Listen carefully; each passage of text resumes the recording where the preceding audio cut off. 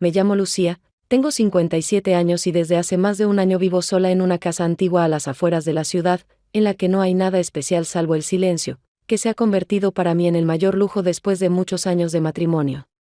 Donde la presencia diaria de alguien ya no significaba cercanía desde hacía tiempo. Compré la casa no porque soñara con una vida solitaria en una zona verde, sino más bien porque quería huir de todo lo que había dejado de ser mío, de los sonidos de una voz familiar que, con cada año, se volvía más incomprensible, y del papel que había desempeñado durante mucho tiempo, el de una esposa atenta, a la que dejaron de escuchar mucho antes del divorcio. En la nueva casa no traté de crear algo perfecto, me bastaba con que el techo no goteara, que la tetera funcionara, y que en el pasillo no hubiera objetos que recordaran una presencia que no había elegido. Las primeras semanas después de la mudanza me acostumbraba a cosas simples, a que nadie llegara tarde a casa, a que el timbre en la puerta fuera una excepción y no una costumbre diaria, y a que la mañana no comenzara con frases como ¿dónde está mi camisa?, sino con el silencio en el que se puede preparar café sin prisa. Una mañana, justo cuando me disponía a salir de casa, encendí al mismo tiempo la tostadora y la tetera, y de repente se cortó la luz en la cocina. Al principio pensé que simplemente había saltado el interruptor, pero cuando vi que el enchufe chispeaba y de él salía un olor a plástico derretido, me quedó claro que era algo más serio. Llamé a Valeria, mi hija. Contestó de inmediato, sin demasiada calidez, aunque tampoco con frialdad, con ese tono que suele usar cuando habla con alguien a quien quiere, pero mantiene a distancia, como si temiera que preguntas más íntimas exigieran respuestas más cercanas. Mamá, le diré a Julián que pase después del trabajo. Justo ayer me contó que en su obra tuvieron un problema con la instalación eléctrica, estuvo lidiando con eso varias horas, dijo, y comprendí de inmediato que no me dejaba opciones. Julián es su esposo. Mi yerno. Un hombre en quien rara vez pensaba, porque nuestra interacción siempre fue correcta, contenida, casi profesional. Nunca fue familiar, nunca trató de acercarse, y eso era cómodo, sin reproches, sin expectativas, sin verdadera presencia. No quería que viniera, no porque sintiera algo concreto, sino porque en mi espacio, que apenas había aprendido a llamar mío, aparecería un hombre con el que no me unía nada salvo un lazo familiar formal. Pero oponerme habría sido incorrecto. Hacia la tarde, estaba de pie junto a la ventana con una taza de té cuando vi un coche conocido. Julián bajó del auto despacio, como siempre, con esa calma que es o innata o demasiado bien ensayada, con una camiseta de trabajo azul oscuro, una caja de herramientas y una mochila. Buenas tardes, dijo cuando abrí la puerta, y en su voz no había ni calidez cortés ni frialdad, una entonación neutra, en la que aún quedaba algo no dicho. Pasa, te muestro lo que pasó, respondí brevemente, sin fingir alegría, pero tampoco dejándole motivos para sentirse no bienvenido. Fuimos a la cocina, le mostré el enchufe, se agachó y empezó a desmontar la carcasa de inmediato. Yo me mantuve cerca, conteniéndome, como si mi presencia fuera solo acompañamiento técnico. Aquí se siente acogedor, dijo de repente, sin dejar de trabajar. Lo miré, sin entender de inmediato qué le hizo pronunciar esa frase, pero algo en su silencio me pareció más sincero que las palabras mismas. Acogedor es cuando no necesitas fingir, respondí, como si hablara de la casa, aunque era mucho más sobre todo lo demás. Él levantó la vista hacia mí, y su mirada fue inesperadamente directa, no desafiante, no insistente, solo de esas que de pronto hacen que la habitación parezca demasiado pequeña. Se quemó una fase, dijo, pero ya la cambié. Se incorporó, se limpió las manos, apartó una silla, y pensé que con eso todo terminaría, pero no se apresuró a irse. Si hay algo más, lo reviso, dijo tranquilamente. Debajo del fregadero gotea algo, respondí sin pensar si era el momento adecuado ni si realmente era necesario. Julián volvió a inclinarse, comenzó a revisar algo, y yo en ese momento observaba sus manos. Precisas, cuidadosas, seguras, y sentí que dentro de mí surgía algo que no esperaba sentir en su presencia, curiosidad, pero no por lo que hacía, sino porque justo ahora eso dejó de parecerme indiferente. Pasaron unos minutos en silencio, pero en ese silencio no había frialdad, solo concentración. Y algo dentro de mí hizo clic, no ruidosamente, pero con certeza. Igual que entonces, en el enchufe, no fue coqueteo, ni una escena de una obra prohibida, ni una insinuación. Pero tampoco fue solo ayuda. Y yo, a diferencia de él, lo comprendí con claridad en ese momento. Después de su visita, no le conté a Valeria nada más allá de lo obvio. que Julián había arreglado el enchufe y que todo funcionaba bien.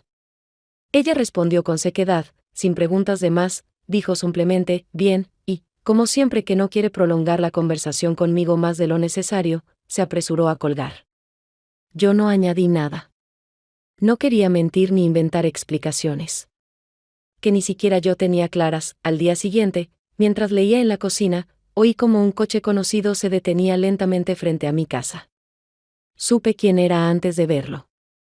Julián volvió a estar vestido con ropa de trabajo, con la misma caja de herramientas en la mano, y parecía simplemente no haber tenido tiempo de cambiarse después del trabajo. Pero en su postura no había ni obligación ni la incomodidad típica de quien aparece por segunda vez sin ser invitado. Pensé que tal vez debajo del fregadero valía la pena revisar otra vez, dijo desde el umbral, y en su voz no había disculpa, solo una confianza tranquila de que el motivo era suficiente, incluso si no era del todo técnico. Me hice a un lado, sin decir palabra, simplemente le permití entrar. En la casa reinaba el mismo silencio que el día anterior, pero esta vez sonaba diferente, como fondo de algo que ya había comenzado, aunque no se hubiera nombrado. Trabajaba en silencio, concentrado, y sentí que lo observaba con más atención de la necesaria, no por lo que hacía, sino por cómo lo hacía, con calma, sin prisas, sin gestos exagerados. Su espalda ligeramente encorvada bajo el fregadero, su mano maniobrando con destreza, y me sorprendí pensando que su cuerpo no se veía ajeno en ese espacio. Era demasiado como para un yerno al que conocía desde su lado correcto y formal, pero demasiado poco como para detener lo que ya empezaba a moverse dentro de mí. Cuando se incorporó, se secó las manos con un paño y me miró, ya no como el esposo de mi hija, sino como un hombre que mira a una mujer que tiene frente a él y no evita su mirada. Por primera vez, no supe si quería decir algo o si bastaba simplemente con permitirle quedarse unos minutos más. En su silencio había una pausa, pero no por desconcierto, más bien como para comprobar si yo realmente permitía que esta situación existiera. ¿Valeria trabaja mucho?, pregunté, no para abrir una conversación, sino porque fue lo primero que me vino a la mente y no sonaba forzado. Ahora están con un nuevo proyecto, respondió. Nos vemos tarde, cuando ya no hablamos. Dormimos, y por la mañana volvemos a salir. Es el ritmo que llevamos. Su voz era pareja, pero en ella había una sombra que no pasa desapercibida ni para los oídos más indiferentes. Eso no es un ritmo. Es un horario, dije en voz baja, sin reproche, con una franqueza que no se suele permitir cuando se habla de la familia de otro. No respondió, pero sus ojos volvieron a buscar los míos, y en ese contacto breve ya no quedaba el escudo que la gente suele usar cuando siente que el límite está cerca. ¿Puedo tomar un poco de agua?, preguntó, y le pasé un vaso. Dio un sorbo, lo dejó en el borde del fregadero y no se alejó. Ambos sabíamos que la conversación ya había ocurrido, no con palabras, sino con el simple hecho de que él había venido. Sin motivos que no pudieran inventarse y con aquellos que no necesitaban nombrarse. Cuando se fue, no lo acompañé hasta la puerta del jardín. Simplemente cerré la puerta y me quedé de pie en el pasillo, con la sensación de que la casa, que hasta entonces había sido mi espacio de silencio, ya no volvería a ser igual. Pero no porque alguien más hubiese estado en ella, sino porque yo ya no podía habitarme del mismo modo desde ese momento en que la puerta se abrió por segunda vez. Después de esos encuentros, en los que todo parecía quedar sin ser dicho pero era comprendido sin una sola palabra, traté de volver a la versión anterior de mí misma, esa en la que cada movimiento tenía una función clara, y cada día estaba lleno de tareas domésticas, como piedras en los bolsillos que impiden elevarse del suelo. Limpiaba con esmero, ordenaba cosas, revisaba los estantes con medicamentos, incluso hervía toallas que nadie veía, todo para mantener la mente ocupada. Pero dentro de mí, y en ese lugar que durante años aguantó en silencio la pérdida de sí misma, empezó a moverse algo que ya no podía, ni quería, volver a silenciar. No le escribí. Y tampoco fantaseaba con lo que podría pasar. Pero la sensación permanecía, silenciosa, como el calor residual de unos dedos que no tocaron, pero estuvieron lo suficientemente cerca para que el cuerpo no lo olvidara. Uno puede pasar mucho tiempo manteniéndose dentro de los límites, aprendiendo a no reaccionar, a no responder, a no creer. Pero cuando algo se mueve en la base misma, ya ningún escudo cotidiano funciona. Ya no podía fingir que no había pasado nada. No por él. Por mí, al tercer día encontré el manual de la cocina. El temporizador se había desconfigurado, parpadeando con símbolos extraños, y, en contra de mi costumbre, no quise ocuparme del problema. Podía hacerlo. Pero algo dentro de mí dijo con una claridad nueva: no tienes que ser fuerte todo el tiempo. Y eso fue algo nuevo, permitirme no poder con todo. No porque me hubiese roto, sino porque ya no quería seguir viviendo en la imagen de una mujer que nunca pide ayuda. Sostuve el teléfono en las manos durante mucho rato, pesando cada palabra como si de ellas dependiera no el resultado, sino la imagen que él tendría de mí. Cuando finalmente lo llamé, aunque me incomodaba un poco seguir llamándolo por pequeños problemas, algo me decía que él tampoco lo lamentaba. Su voz sonó serena, casi seca. Si tienes tiempo, échale un vistazo a la cocina. El temporizador volvió a fallar. No consigo entenderlo. Su respuesta fue inmediata, incluso un poco demasiado rápida, como si ya esperara esa llamada, aunque no tuviera intención de hacerla él mismo, claro. Estoy ahí en 20 minutos, llegó sin uniforme, sin ropa de trabajo, sin herramientas. Con una camisa clara de mangas remangadas, cansado pero concentrado, cruzó el umbral como alguien que recuerda todo lo que ocurrió, pero no se permite nada de más. No le pregunté cómo estaba. Él no preguntó por qué no había llamado a un técnico. En nuestro silencio ya no había incomodidad, se había convertido en algo nuevo, denso, como ese momento suspendido entre dos acciones que se prolonga a propósito, porque justo ahí ocurre lo más importante, este botón. ¿Dices? Se inclinó hacia el panel, extendiendo la mano para mostrarme. Sí, bloquea todo. Lo presiono, pero luego sigue actuando por su cuenta, respondí acercándome, y en mi voz no había interés doméstico, solo un pedido silencioso. Quédate un poco, estábamos muy cerca, hombro con hombro. Sentí cómo crecía la tensión, no por deseo, sino por la presencia, esa que cuesta sostener cuando has estado sola mucho tiempo. Él me mostró cómo presionar, lento, con atención, y luego dejó los dedos cerca, como si no quisiera retirar completamente la mano. Y aunque no pasó nada, mi cuerpo ya había respondido, no con palabras ni movimientos, sino con ese sí interno, abierto, que no necesita ser dicho en voz alta. Cuando se fue, no lo acompañé hasta la verja. Me quedé en la cocina, sola, con una estufa que ahora funcionaba otra vez y con el termo que él había dejado por descuido sobre la mesa. No lo guardé de inmediato. No por sentimentalismo, sino porque ese objeto se había convertido en testigo de algo más importante que un gesto, de mi disposición a no ser correcta, a no ser fuerte, a no ser cómoda, sino simplemente a ser, aquí, ahora, en un cuerpo que volvía a aprender a responder. No sabía si él regresaría. Y no inventaba escenarios. Por primera vez en mucho tiempo no estaba esperando, estaba en mí. Por primera vez no huía. Y eso ya bastaba para que todo a mi alrededor dejara de ser como antes. A la mañana siguiente desperté no por el despertador ni por el ruido de la calle, sino porque mi cuerpo, desde la noche anterior, seguía esperando una explicación. No externa, no de él, sino de mí misma. Cuando no planeas nada más allá del silencio, cuando te enseñas durante años a no esperar, a no permitirte ampliar tus propios bordes, incluso una mirada que antes habrías tomado como mera cortesía, adquiere de pronto un peso difícil de sostener.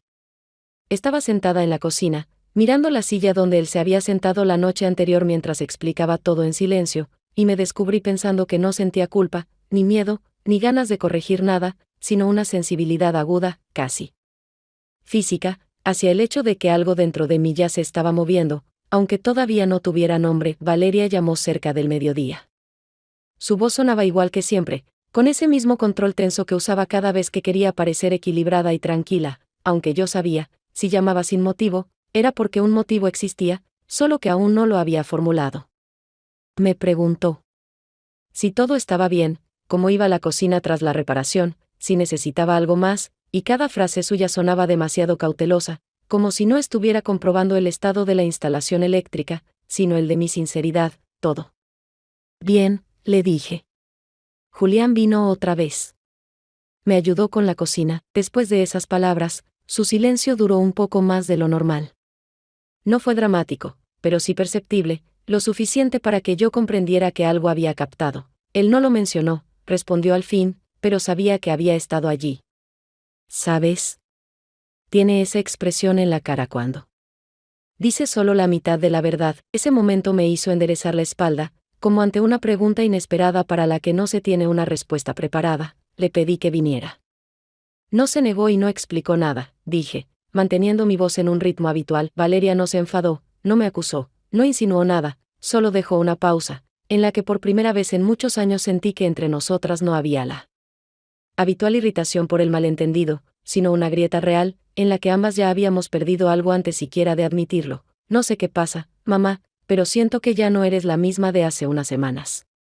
Y eso me cuesta, dijo en voz baja. Me quedé callada, sin apartar la mirada de la ventana de la cocina, donde el sol iluminaba el borde de la taza de la que él había bebido 2 días antes, y que aún seguía allí, aunque cada mañana limpiaba la mesa. Yo tampoco sé qué hacer con esto, dije al fin. Pero sé que no quiero volver a esconderme de mí misma, incluso si eso significa perder algo más. Valeria no respondió. Simplemente colgó, sin despedirse, pero sin cortar bruscamente.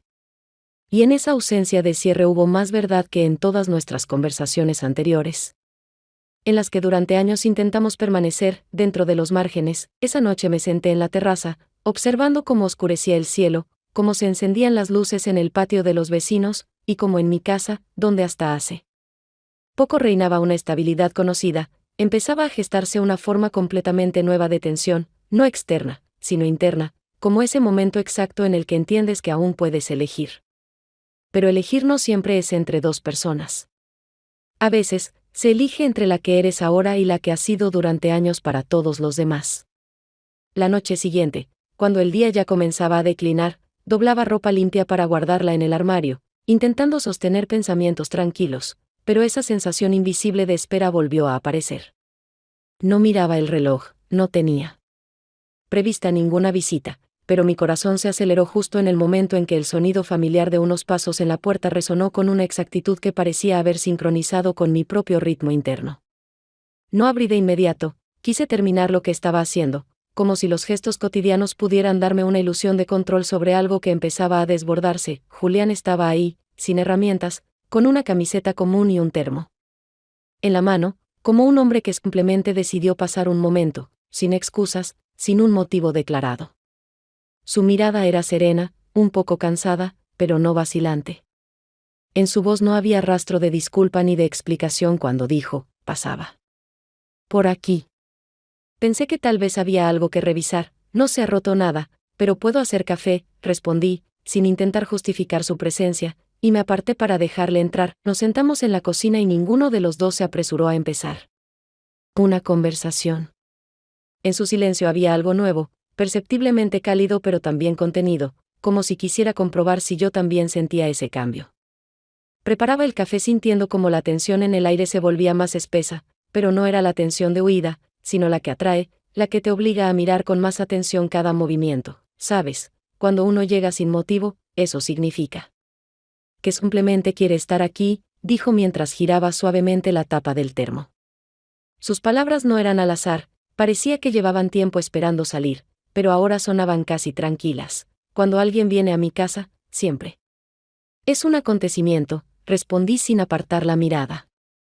En esa frase simple no había ningún juego, solo un hecho. Mi casa no era un lugar al que alguien viniera solo a estar. Él me miró con atención, como si comparara mis reacciones con algo que llevaba dentro, algo invisible para los demás. No eres como dicen que eres, dijo después de una breve pausa. ¿Y cómo dicen que soy?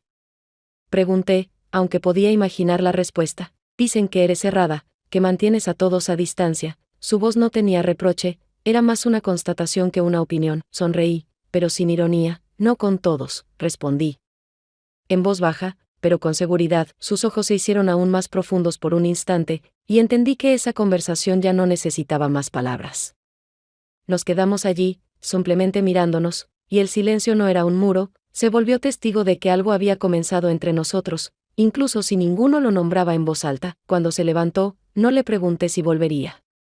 Él no hizo promesas, pero yo ya sabía que esa línea que ambos habíamos sentido no desaparecería solo porque decidiéramos ignorarla. Ya no hablábamos de sus visitas.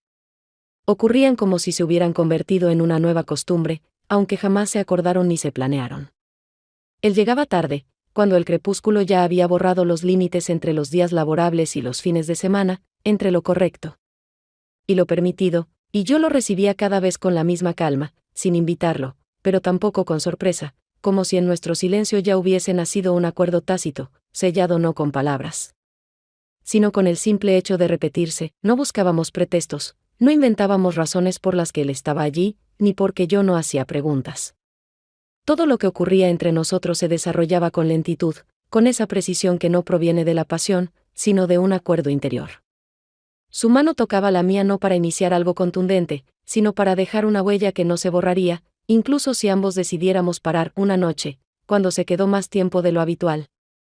Estábamos sentados en el sofá de mi habitación, y la conversación, que había comenzado hablando de una lámpara nueva, se deslizó lentamente hacia algo más profundo. Aquí se está cómodo, dijo, pasando los dedos por el borde de un cojín. Es porque aquí no se puede entrar con mentiras, respondí, sin girar la cabeza, y en mi voz no había dureza, solo claridad. Él se inclinó más cerca, no de golpe, sino como si fuera la única acción natural en ese instante.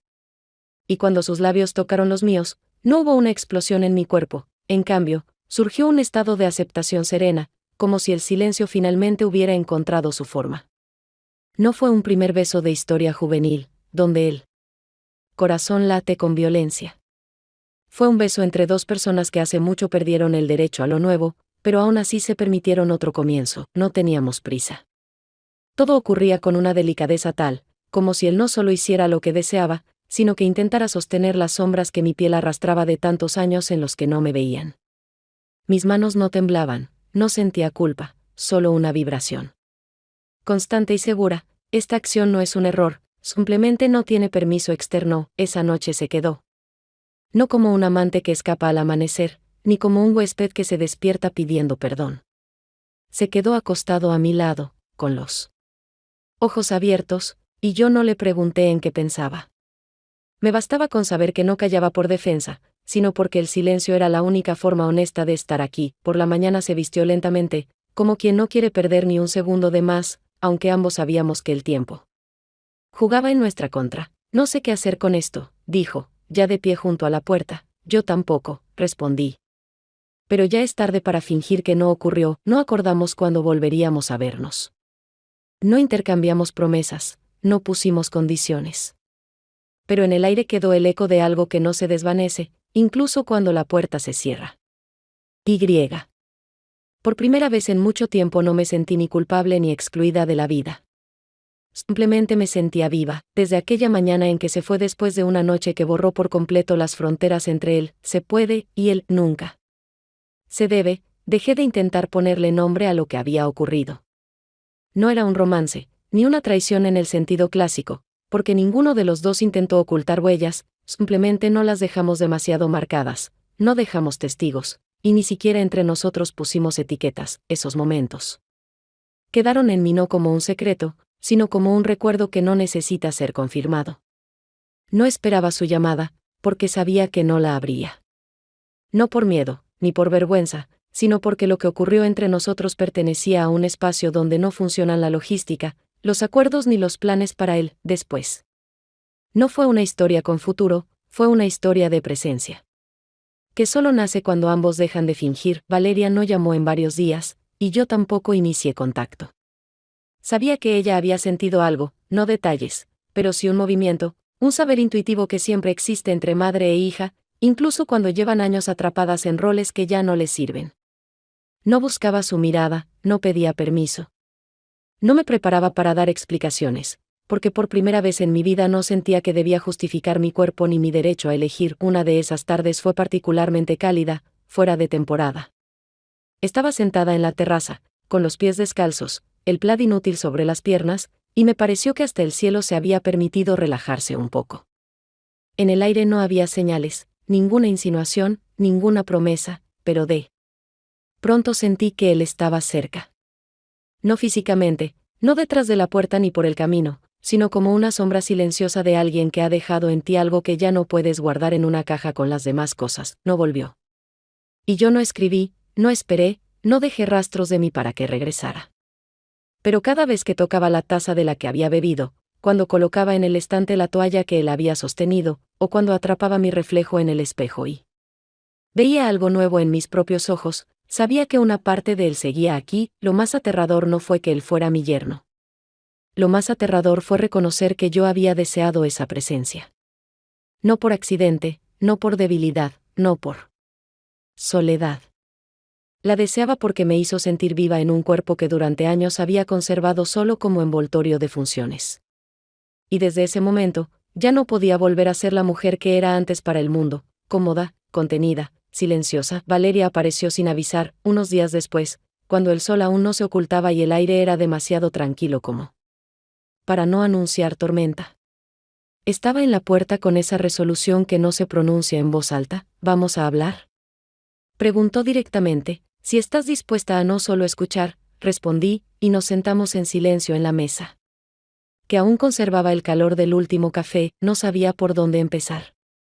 Pero por primera vez en todos mis años como madre, estaba lista para hablar con ella como una mujer frente a otra mujer, no como madre frente a hija, ni como culpable ante una jueza. Ya no me escondía. Y en esa apertura, que antes me aterraba hasta la parálisis, por fin sentí que estaba viva, no correcta, no conveniente, no aprobada, pero viva de verdad. Al principio, nos sentamos en silencio, y aquella mesa entre nosotras no era solo una superficie de madera, sino algo mucho más pesado, todos los años de verdades no dichas, de medias bromas que ocultaban rencores, y de gratitudes nunca pronunciadas. Sus dedos jugueteaban con el borde de una servilleta, y aunque trataba de mantener la firmeza en la mirada, yo veía como todo dentro de ella temblaba, como su habitual control se quebraba mientras al fin empezaba a hablar. Sé que pasó algo entre ustedes. Y no porque él lo haya dicho. No dijo nada. Pero yo te conozco.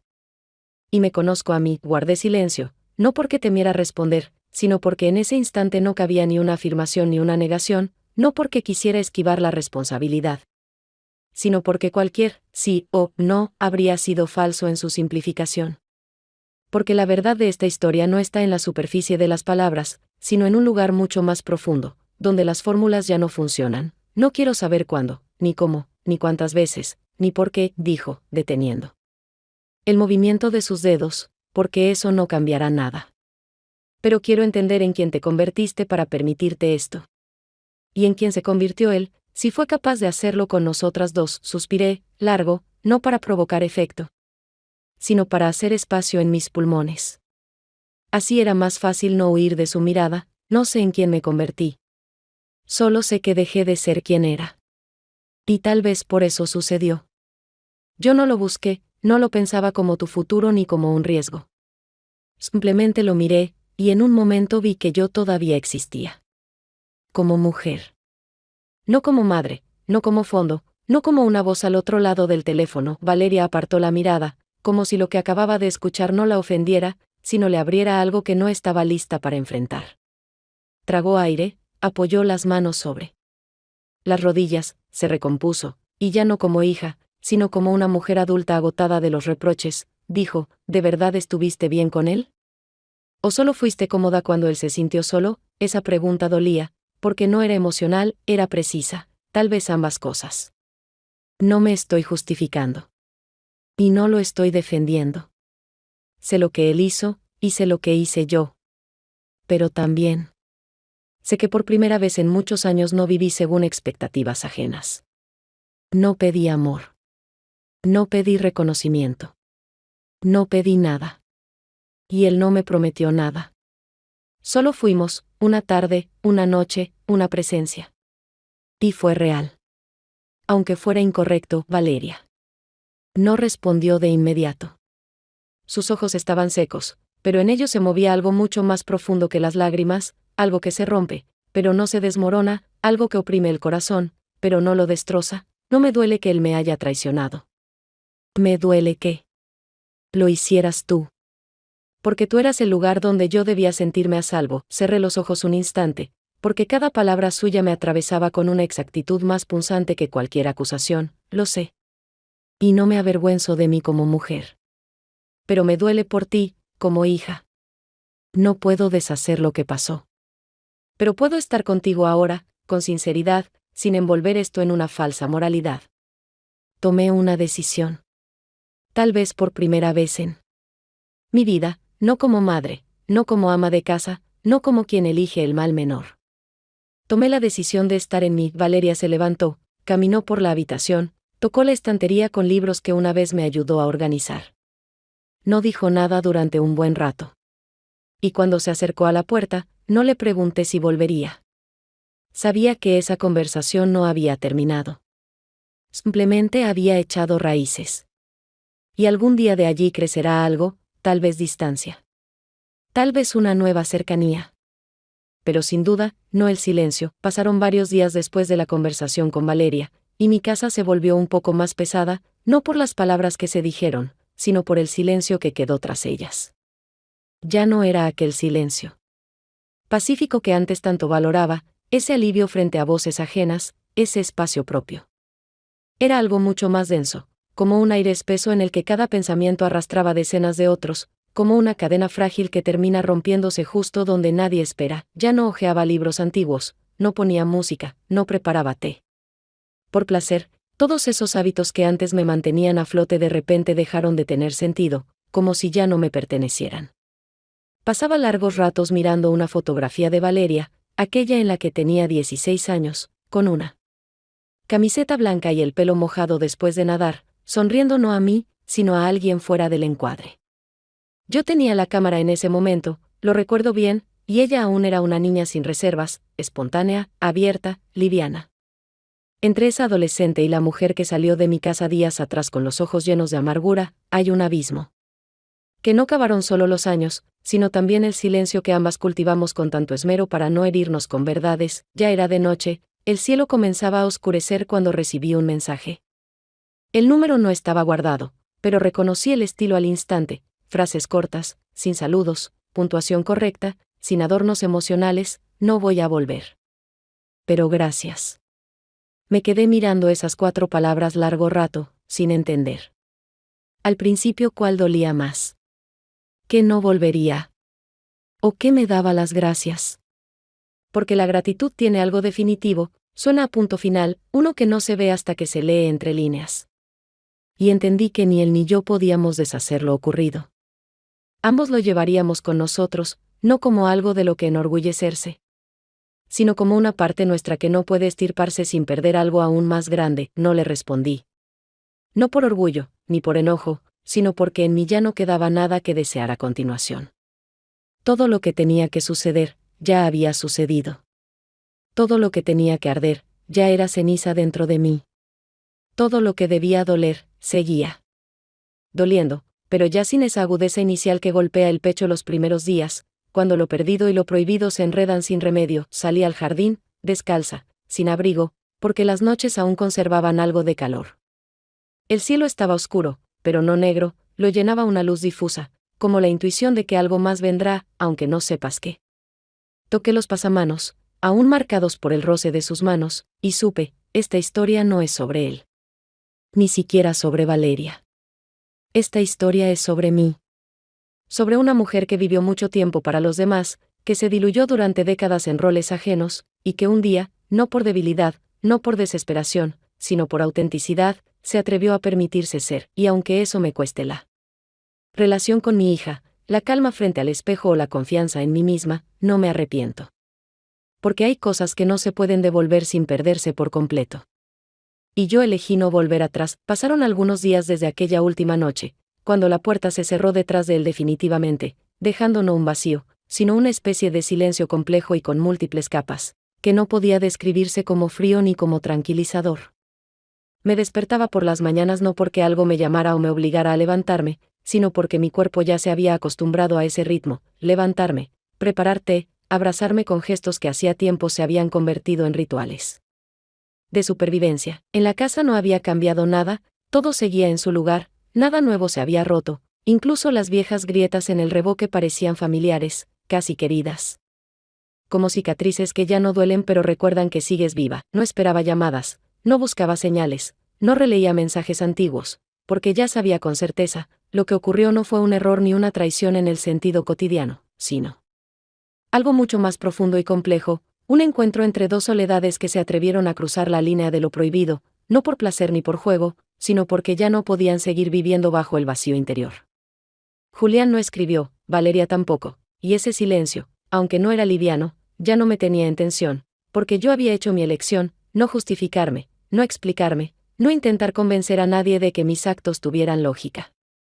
Oh, perdón, por la noche, me senté en la cocina, en mi silla de siempre, me serví té y me permití recordar no el momento en que él me tocó la mano, ni su mirada, ni el olor de su ropa, sino la sensación que dejó tras de sí y no euforia.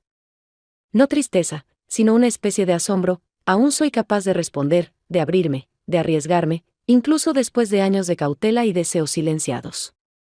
No idealizaba lo que pasó, no lo decoraba, no lo justificaba, simplemente sabía que, en ese instante, fui yo. Sin filtros, sin defensa, sin roles. Y eso fue aterrador, doloroso, pero también real. No sabía qué sería de Valeria, sí. Algún día podría perdonarme, si entendería que esta historia nunca fue una traición a su confianza, sino un regreso mío hacia mí misma, hacia esa parte que perdí en el matrimonio, en los deberes, en la adaptación constante a las expectativas ajenas.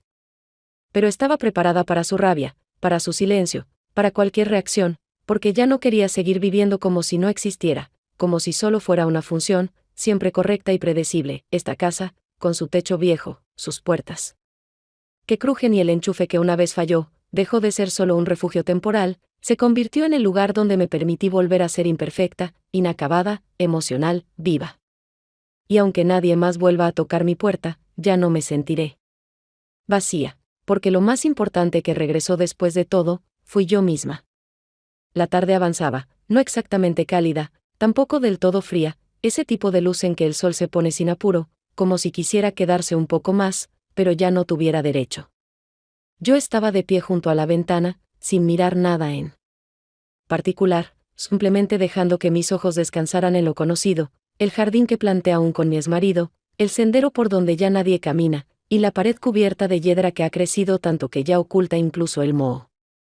Todo a mi alrededor seguía igual de reconocible, y justo eso era lo más doloroso, que nada delataba que dentro de mí todo había cambiado, por supuesto, funcionaba. Me levantaba, comía, hacía cosas con las manos, preparaba café, incluso respondía correos que no requerían emociones. Pero cada gesto iba acompañado de una sensación de fondo, como si llevara algo invisible, no una carga, sino algo menos evidente. Tal vez eso era el verdadero castigo, no el dolor, no las lágrimas, sino esa presencia silenciosa y constante de lo hecho, que no se desvanece con el tiempo, sino que se hunde más hondo. Valeria seguía sin hablarme. No sabía si leía mis mensajes o los borraba sin abrir. No escribía nada importante, porque ya no sabía que podía considerarse importante. ¿Su cumpleaños? ¿Alguna noticia? ¿El clima? Quería preguntarle cómo dormía. Si se despertaba por las noches. Si aún hablaba con Julián. Pero todas esas preguntas se quedaron en mí, y cuanto más tiempo pasaban allí, más comprendía. Su silencio no era venganza. Era una forma de mantener la distancia necesaria para que todo no se derrumbara del todo. No habían pasado solo unas semanas, había pasado eso que los psicólogos seguramente llamarían etapa de integración. Pero yo no pensaba en términos de fases. Todo era mucho más banal. Pasó el tiempo, y el dolor no desapareció. Solo se volvió fondo. Dejé de justificarme ante mí misma. Dejé de buscar palabras que hicieran esta historia menos sucia. Simplemente reconocí, herí a mi hija. No fue solo una falta moral, fue una acción que abrió una grieta. Y por más veces que me repitiera que no lo planeé, que simplemente ocurrió, sabía que eso también era un autoengaño. Nada ocurre, simplemente.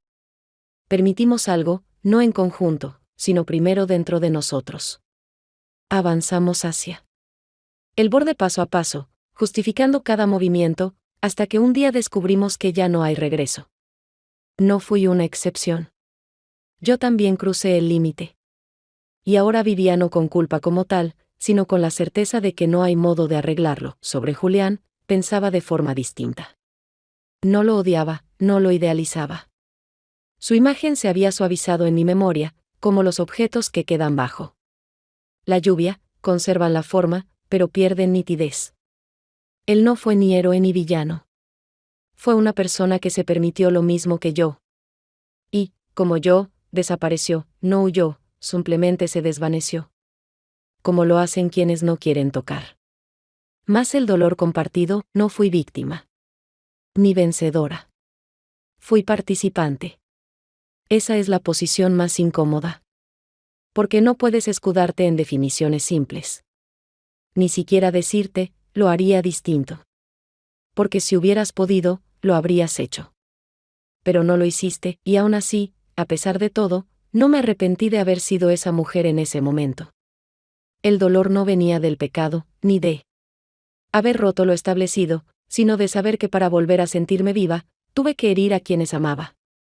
Y eso es lo más difícil, pero ahora sabía, no todo dolor tiene sentido. Y no toda acción tiene justificación. Pero a veces lo vivido, incluso lo sucio, incluso lo imperdonable, es el único punto desde donde se puede empezar a mirarse con honestidad. No como buena o mala persona, sino como alguien que, por fin, ya no se miente sobre lo que siente.